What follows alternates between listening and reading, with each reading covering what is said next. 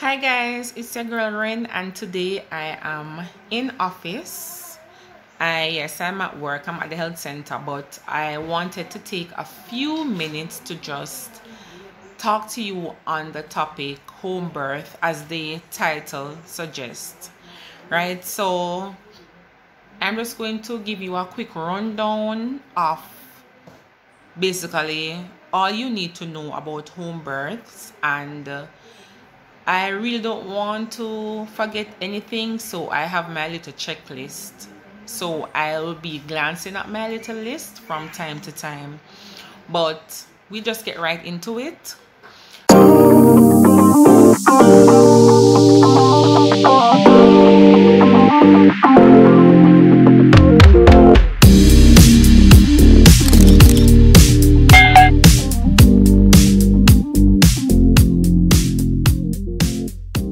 Home births are basically a birth that is conducted at home, usually by a registered midwife.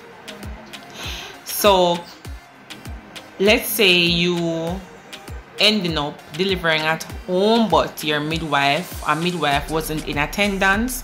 That wouldn't be considered a home birth. For it to be considered a home birth, your midwife would have to be in attendance, right? So the process where home births are concerned, all right, so let's say, and I'm speaking about home births in Jamaica because everywhere has their own protocols where home births are concerned. So I'm speaking about in Jamaica, and specifically I am in the public sector and I am employed to basically Kingston and St. Andrews. So I am speaking about home births in that region. Alright, so for home births you have to meet certain criteria, and some of those criteria really entails, you know, your past obstetric history, your medical condition, if you have any medical conditions. Essentially you will have to be considered a low risk patient, so you cannot have any high risk conditions or any high risk factors that would determine that, you know, you may be risky to deliver at home. So essentially you have to be a low risk patient. Alright, so for you to do a home birth, you would have to attend the health center, right? So you would preferably have to start the health center from early out, right? So, because I mean, your midwife needs to have a proper history of you. She needs to, you know everything about you, know everything about the pregnancy, follow up the pregnancy, right? So we don't normally book patients for home birth who, you know, come to the health center when they're 30+ weeks, because we would want to have a detailed history and would want to be following up that patient for, you know, the duration of her pregnancy, for her entire pregnancy, right? Because remember, as I said before, we do home birth for low risk patient, and we have to make sure that you're low risk and, you know, we know everything about you. So that's number one. Number two, even though you would be booking for a home birth, we will also send you to book at the hospital, the maternity hospital or the maternity unit that covers your area. So for Kingston and St. Andrew, the maternity hospital that covers that area is the Victoria Jubilee Hospital. And I'm at work and there's a lot of noise around, so, you know, sorry if you hear any noise in the background, any baby crying, because remember I said I'm at the health center today, right? So as I was saying, read the hospital that covers Kingston and St. Andrew is the Victoria Jubilee Hospital. So even though you are being booked for a home birth, so mind you, if you meet all the criteria for a home birth and you're being booked for a home birth, you would still be sent for booking at Jubilee Hospital, right? Because we have to ensure that you're still seen by a OBGYN, and you know, a docket is prepared for you at the hospital just in case, you know, we need to transfer you during the labor and delivery at home, right? So you definitely still have to be booked by the hospital that covers your region. Number 2, you will have to, as I said before, you will have to meet certain criterias, and these criterias, you know, predominantly we are considering like your medical history, your past obstetric history, your condition in your current pregnancy, and there are some other relative indications that can disqualify you from a home birth. So where your medical history is concerned, if you have cardiac disease, if you have heart disease, if you have renal/kidney disease, if you are diabetic, if you have high blood pressure, if you have any sexually transmitted infections, if you are a habitual drug user, you will automatically be disqualified from being able to do a home birth, right? Because those conditions are considered high-risk conditions. So we would not deliver you at home if you have any of those conditions. Where the past obstetric history is concerned, basically if you've had any surgeries on your uterus, so for example, if you've had a C-section before, you would be disqualified from being considered to have a home birth. If you've had, let's say in your past delivery, you had very difficult delivery, you know, very difficult labor, if you had to have any assisted birth, like them using a forceps or any type of vacuum or instrument to get the baby out, that would disqualify you as well to get a home birth. Because, you know, normally if you have issues happening during labor for the previous pregnancy or any previous pregnancies, we're anticipating that it may happen again in this pregnancy or in this labor and delivery. So we wouldn't take that chance to deliver you at home.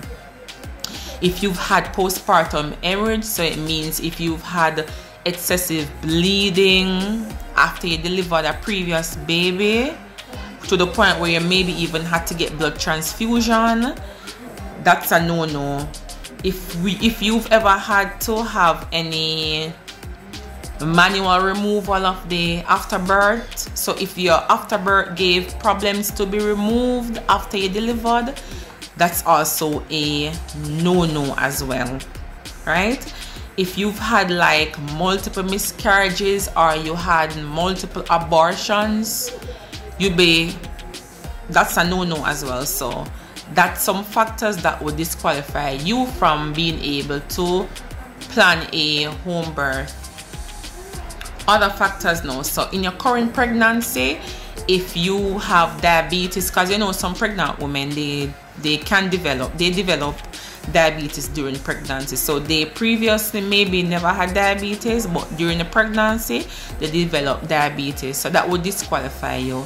If you have high blood pressure during pregnancy, so if you have pregnancy induced hypertension, that would disqualify you from being able to have a home birth. If you have multiple pregnancies, so like if you did an ultrasound and you're told that you're having twins or triplets, or you know, once it's not a single baby that you're having, you wouldn't be able to have a home birth either. If the baby is in a breech presentation, so if the baby isn't head down, then that would disqualify you from having a home birth as well. Yeah, so also if you are rhesus negative, so if your blood rhesus factor is negative, so let's say you're A negative, AB negative, B negative, O negative, then you wouldn't be able to do a home birth as well. Also, if it's your, I don't want to burst your bubble, but if you're a first-time mother, you know, if you've never had a baby before, it's your first time having a baby, then that is also something that would disqualify you from doing a home birth. All right, also, let's say you book for a home birth and you are normal, everything is normal, and the midwife say, yeah, we're gonna come deliver you at home.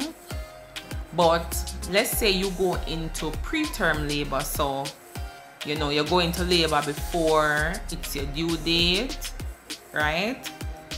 That would automatically disqualify you as well for a home birth, because babies who are born preterm, sometimes they need, you know, additional care. They need to be admitted to a neonatal unit, and we don't have that at home, right?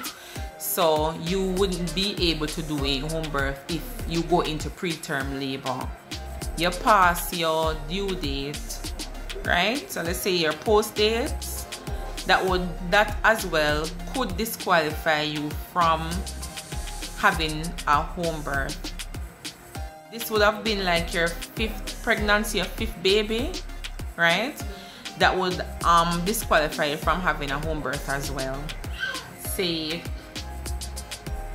your midwife have reviewed everything, reviewed your condition, reviewed everything about you, and decided that you're low risk and you can do a home birth based on all of what I just spoke about. What would happen next would be that your midwife would book, you know, set up a time that's convenient to both you and her, for her to come to your home to do a home assessment, because we have to do a home assessment to determine if where you are planning to do the home birth, if where you live is conducive to conducting a home birth, right? So your midwife would come by your home and she would check for certain things to determine if you can do a home birth. So I'm not going to get too much into that, but some of the things that we look for where, you know, the home is concerned, if there is, you know, things like proper lighting, if you have running water, and you know, that goes without saying, because if we're conducting a home birth, we would want to make sure that, you know, we are able to, you know, wash our hands, you know, would want to ensure that the area that we're doing the home birth in is clean. If it's, you know, sanitary, we'd want to ensure that where you're doing the home birth, it is easily accessible. So, you know, we want to make sure, say, where the home birth is being conducted, we can actually drive there, we can park close enough to the home, because we want to make sure, say, if there's any emergency and we need to take you to the hospital, we don't have to delay, we don't have to, you know, we don't have to, you know, run and a one down upon the how we're going to get to hospital and all of that. So the place has to be easily accessible. Also, we look for like ventilation, if you have windows, if, you know, air is coming in, all of that, right?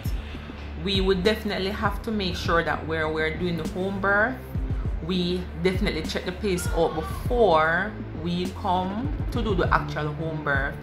We have to know the route to the place that we're doing the home birth, because, you know, when you call us, and most of the times patient end up calling us at night, right? Yeah, man, most of the times, most home births that I've done, they have been at after hours. So we have to know where we're going, because, you know, we want, when you call us, to say, you know, midwife Nelson, I'm having pain, or this is happening, I can easily come to you. I know the route, I can easily come to you. Meet with your family before the home birth. We'll meet with your partner, whoever you decide to be a birth partner. We'd want to meet with that person so that we'll know, we can tell the persons, you know, what is expected, what are the expectations, all of that, right? We'd want to know that we bring a list of stuff that you'll need for the home birth, which normally it's basically the same things that you need for the hospital delivery. So the same things that you need for baby, the same things that you need for mommy, that's what you need for the home birth. Just that there are some additional stuff that you will need for the home birth. A lot of persons tend to have concerns where, you know, what if an emergency happens during the home birth? So as I had said before, we normally work with low risk patients, so we're anticipating that labor would be smooth, right? Because we're delivering low risk patients. But however, if we anticipate that, you know, your labor is becoming abnormal, or we realize that you're probably going to need to be transferred to, you know, the hospital, you know, normally what we do is, as soon as we pick up that you would need to be transferred to the hospital, we would take you to the hospital, right? Midwives are trained to and equipped to handle emergencies, right? But if we realize that you will need additional care, additional attention, we will not hesitate to take you to the hospital. And that's even the reason why we send our patients to book even when they're doing a home birth, because we want to ensure that, you know, you're already booked at the hospital, and if there's, in case of any emergencies, you would already have your docket prepared there, and the doctor would already be somewhat familiar with you who is at the maternity unit, right? What are the advantages to having a home birth, right? So number one, you are getting to do your home birth in the comfort of your home, right? Who would want to deliver their baby in the comfort of their home? So you get to deliver in the comfort of your home, right? You get to have your family there. You can choose your birth partner. You can have your spouse there. Your baby father can be there. You get to, you know, get all of your back rub, all of your support, right?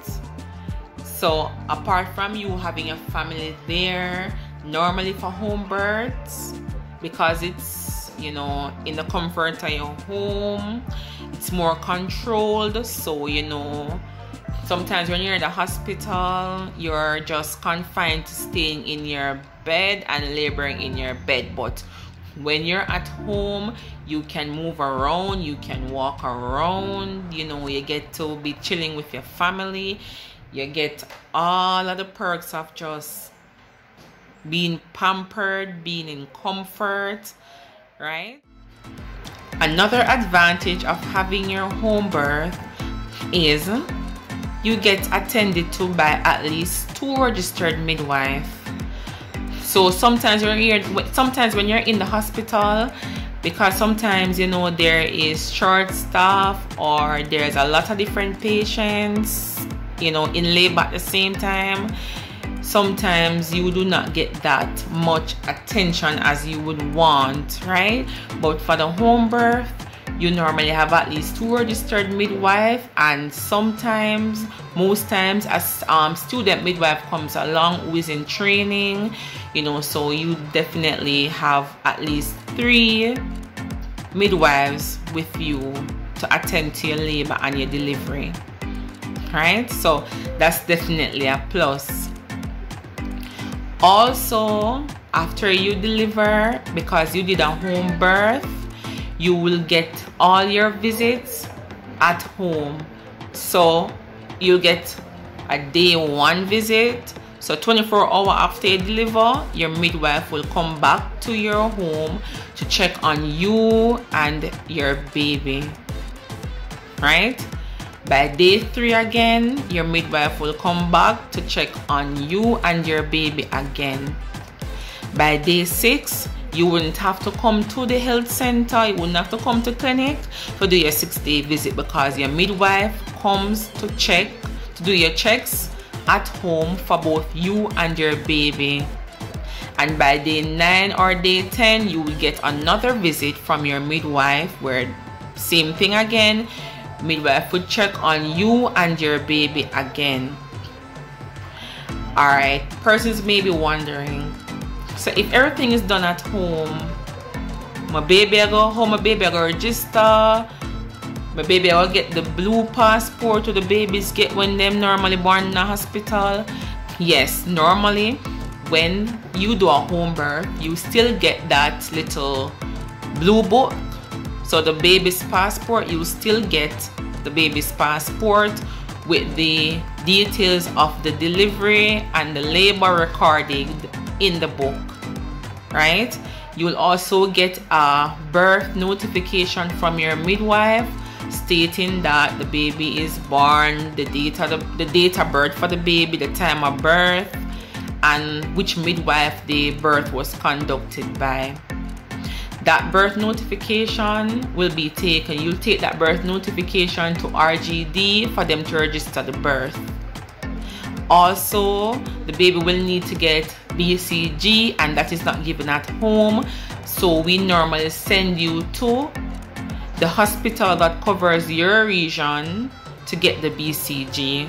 So that's the only thing that you will leave your house for, to get the BCG and also to get the baby registered, the birth registered, right? But everything else will be done in your home, in the comfort of your home, right?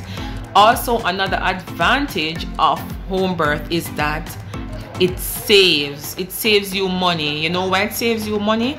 Because a lot of persons, especially the persons who may live in the rural areas, who may not be that close to the hospital, you know, sometimes you would have to take a taxi, charter a taxi to go to the hospital, but because you're doing a home birth, your midwife comes to you, so it would cut costs in that way, right? Also, once you're in the public sector, once you are a client, a patient in a public health center, your home birth is absolutely free. So we do not charge for home births. Once you're in the public sector and you're attending a public health center, then your home birth will be conducted for free of cost, right? You have persons who do midwives who do home birth privately, but that is a different thing. Once you're in the public sector, then your home birth is free, right? So yay, free. All right, so if you are interested in doing a home birth, you can always contact the midwife at your nearest health center, and she will tell you whether or not you fit in that whole, if you fit the whole script of being able to do a home birth, right? So I'm going to show you a little clip of one of my patients who did a home birth.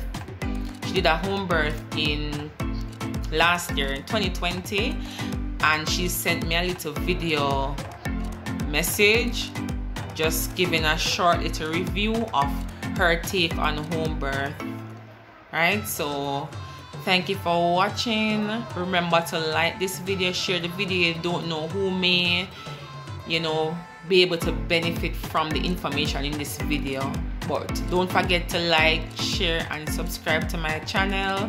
Until next time, peace out, stay safe, love you guys. Hey guys, on September 6th of last year, which was a Sunday, I had a home delivery performed by Nurse Nelsa and her team. This was an experience of a lifetime, given that it's in the comforts of your home, and not only that, it was performed by the best midwife of all time. Encouraging words, comfort, laughter in labor. Yes, I said it, laughter during labor. Who else could have done that? She is highly recommended, and this is from someone who had the full experience. She didn't just deliver the baby and up and out. They ensured that I was cleaned properly and I had something to eat. So what more pampering could you guys need? Again, Nurse Nelson, thank you for your services and we really appreciate you.